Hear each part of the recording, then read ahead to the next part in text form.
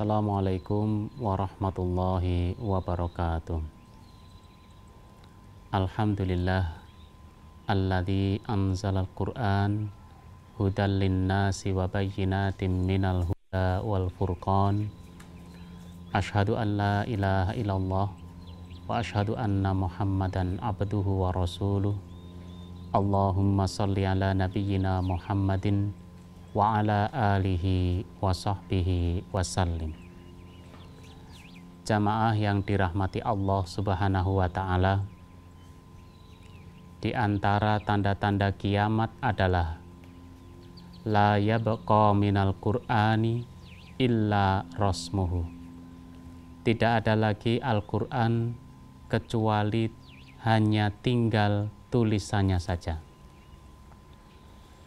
Tanda-tanda kiamat ini mengisyaratkan kepada kita bahwa Al-Quran tetap ada.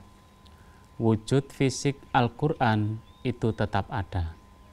Akan tetapi wujud fisik Al-Quran itu kemudian tidak diperlakukan sebagaimana Rasulullah SAW mengajarkan kepada kaum muslimin untuk memperlakukan Al-Quranul Karim.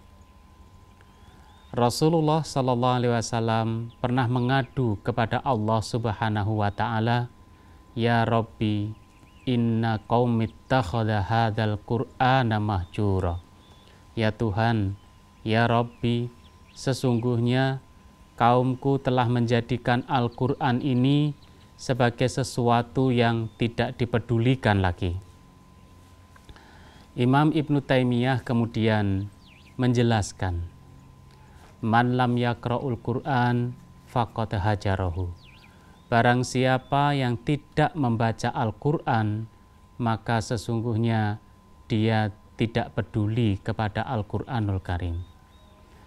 Berarti nanti di akhir zaman, Al-Qur'an bisa jadi barang yang sudah tidak lagi dibaca oleh manusia, tetapi dia dialih fungsikan, berubah fungsinya menjadi sesuatu yang menuruti nafsu manusia. Bisa jadi Al-Quran hanya dipakai seumur hidup sekali, yaitu hanya dipakai mahar di dalam pernikahannya. Bisa jadi Al-Quran hanya dipakai seumur hidup sekali, yaitu ketika seseorang sedang sakaratul maut menemui ajalnya, maka kemudian dibacakan Al-Quran kepada mereka. Jamaah yang dirahmati Allah Subhanahu wa ta'ala,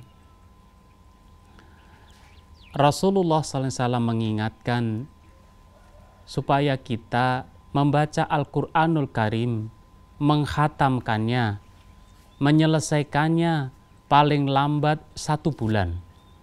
Sehingga seandainya kita membaca Al-Quran khatam 1 bulan, setidak-tidaknya sehari kita membaca Al-Quran khatam 1 juz. Mungkin ketika kita melihat 1 juz yang biasanya adalah 10 lembar dari Al-Quranul Karim atau 20 halaman dari Al-Quranul Karim, kita merasa keberatan. Akan tetapi kalau kemudian menjadi azam, niat yang kuat dalam diri kita, atau kemudian kita tata di dalam kita membaca, sholat 5 waktu, setiap kali sholat kita menghabiskan 2 lembar dari ayat Al-Quran, maka sehari kita bisa khatam 1 juz Al-Quranul Karim. Jamaah yang dirahmati Allah Subhanahu wa ta'ala, karena Al-Quranul Karim membaca menjadi tuntunan di dalam ajaran Islam, maka Allah Subhanahu wa ta'ala menjadikan bacaan Al-Quran itu berpahala. Selain bacaan Al-Quran itu berpahala, tentu saja membawa fadilah-fadilah yang banyak bagi seorang muslim ketika membacanya.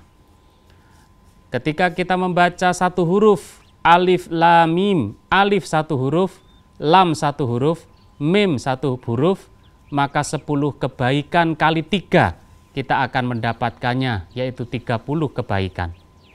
Ketika kita membaca Al-Quran dengan mahir, dengan tajwid dan makhraj yang benar, maka Rasulullah SAW menjanjikan ma'a safaratil kiramil bararah, yaitu derajat kita seperti malaikat yang dekat di sisi Allah Subhanahu wa Ta'ala.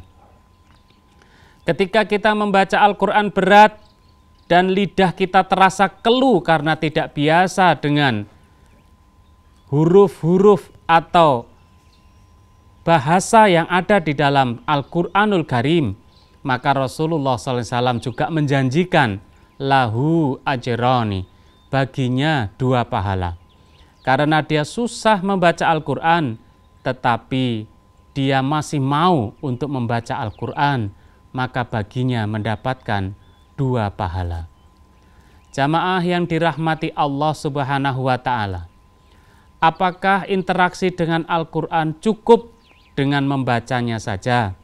Maka Imam Ibnu Taimiyah menambahkan, man yaqra'ul Qur'an walam yatadabbaru ma'anihi faqad hajarahu.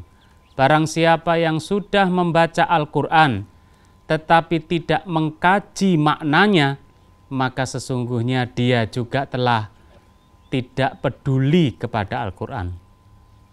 Sehingga tindak lanjut kita setelah kita membaca Al-Quran mestinya adalah mengkaji ayat-ayat Al-Quran. Apakah kajian-kajian kita ini berada di dalam majelis taklim di masjid-masjid mushola, ataukah kemudian kita berada di pesantren atau madrasah-madrasah, ataukah kita ada kajian rutin keliling? Semua itu dalam rangka untuk kita mengkaji ayat-ayat Allah Subhanahu wa Ta'ala. Sehingga ketika kita tidak mengkaji, kita termasuk orang yang tidak peduli kepada Al-Quranul Karim, dan itulah tanda-tanda kiamat. Apakah cukup dengan membaca dan mengkaji Al-Quran? Maka Imam Ibnu Taimiyah kemudian menambahkan, man yaqra'ul Qur'an wa yatadabbaru ma'anihi wa lam ya'malu bihi faqad hajarahu. Barang siapa yang sudah membaca Al-Quran, sudah mengkaji maknanya, tetapi tidak mau mengakselerasikan dirinya untuk beramal dengan Al-Quran, dia juga termasuk orang yang tidak peduli dengan Al-Quran. Maka kemudian di akhir zaman nanti, Al-Quran secara fisik ada, tetapi Al-Quran tidak pernah dibaca. Tidak ada kajian-kajian tentang Al-Quran. Bahkan orang yang menjalankan ajaran Al-Quran justru menjadi orang yang terasing dari masyarakatnya. Marilah kita ambil Al-Quran, kita membaca dalam keseharian kita. Kita lanjutkan dengan mengikuti majelis taklim untuk mengetahui maknanya. Dan kita berusaha sekuat tenaga untuk mengamalkan, mengakselerasikan diri kita dengan Al-Quranul Karim. Semoga Allah Subhanahu wa Ta'ala menjauhkan diri kita dari sifat-sifat yang bertentangan dengan ajaran-ajaran Al-Quran. Billahi taufiq wal hidayah. Wassalamualaikum warahmatullahi wabarakatuh.